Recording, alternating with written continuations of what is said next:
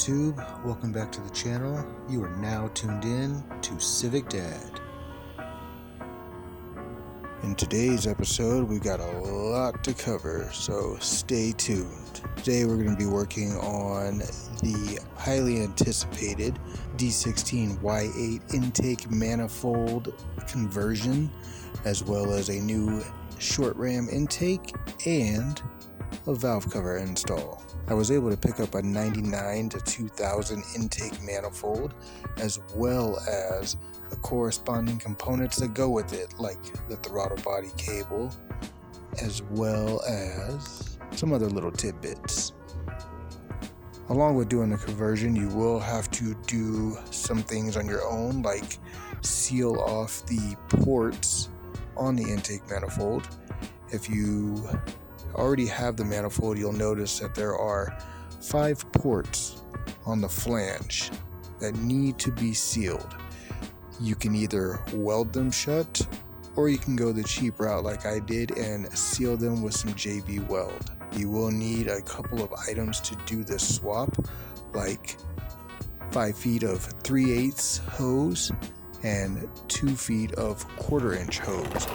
And before I went ahead and did this install / conversion, I did make sure I did my research. I made sure that I knew where all my lines went, as well as all my connectors. You will need to drain the radiator, as there are coolant lines connected in the back of the intake manifold that will need to be removed before doing the install. The intake manifold that I decided to use was from a 99 to 2000 automatic, as this manifold is closer to the factory 98 EK manifold, as all the connections are the same, including the IAC valve, as well as the throttle positioning sensor. The install is relatively straightforward, besides the little things you have to do prior to doing the install. You'll want to use the throttle cable out of the 99 to 2000 Civic, as it is shorter, thus giving you a little bit better throttle response. Now, this response is nothing earth-shattering, but it is definitely noticeable. The throttle bodies on both the Y8 and the Y7 are relatively the same. Though you don't need to, I did take the opportunity to change out the throttle body gasket, because I did thoroughly clean the intake manifold prior to installing it. Unlike other swap videos that I have seen, I did not remove the throttle spring and replace it with the Y7. I just used the throttle spring that already came with the throttle body on this manifold, making the install a little bit easier and a little bit quicker with no extra steps needed. Swapping this manifold was a little time consuming, as I have not done a job like this before, so it was a little challenging in some cases, mostly time consuming, but altogether it was pretty straightforward. The intake manifold gasket that I did use is for a Y7, as the head on my car is a Y7.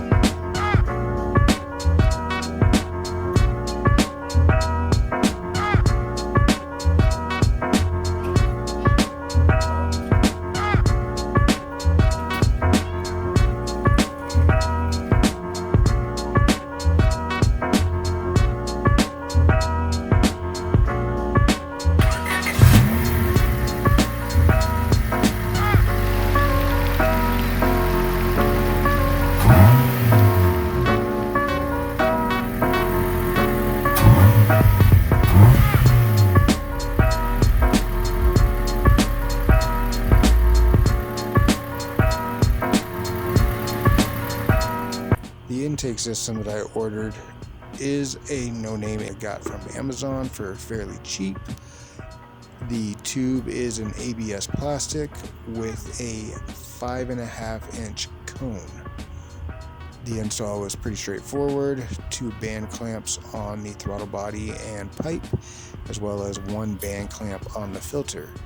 The intake does come with a bracket to help you secure it to the chassis. Changing out the valve cover was pretty straightforward.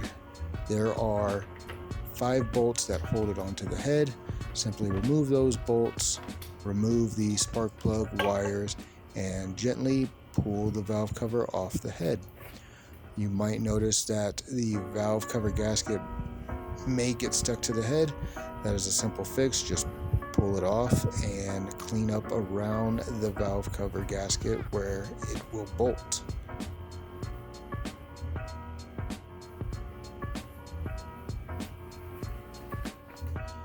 If you've seen my previous video, you would have noticed that the valve cover is painted. There is a whole process on how I did that. I have explained in previous videos, so go ahead and check those out if you are interested. This job was nothing special. I simply pulled the valve cover, pulled the gasket, and wiped the head off with some paper towels. Made sure I got any of the silicone residue off, which luckily it came off with the valve cover gasket, so cleaning was super easy. Before installing the new valve cover, I replaced the valve cover gasket with a brand new one. I also sealed the joints around the camshaft and the distributor prior to installing. Installing was fairly easy.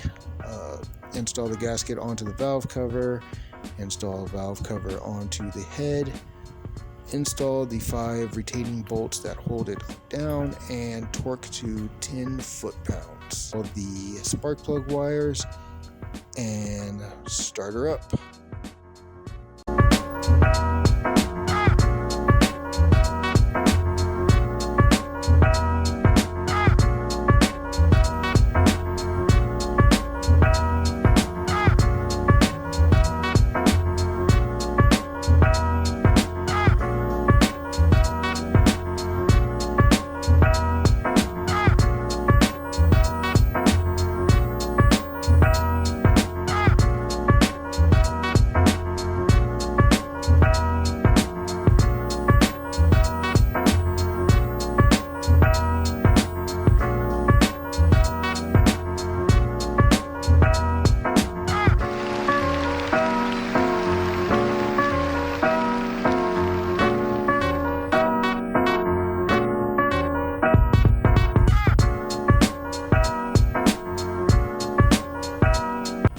So that's going to be it for this video. It was pretty straightforward.